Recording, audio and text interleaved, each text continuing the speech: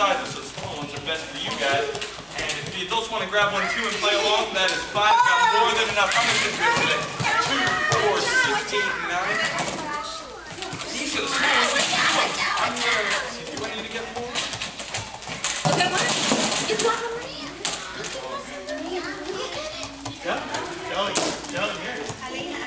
Alright guys. Alright, let's see what this song tells us to do for these crazy hula hoops. Alright. Hey, can everyone take the hula hoop, put it around your belly, and let's take a walk this way? Cool. So the hula hoops are a really great exercise because there's something that's a little bit bigger than them, so they have to really worry about their spatial orientation, but it's light enough that they can move it around. Alright.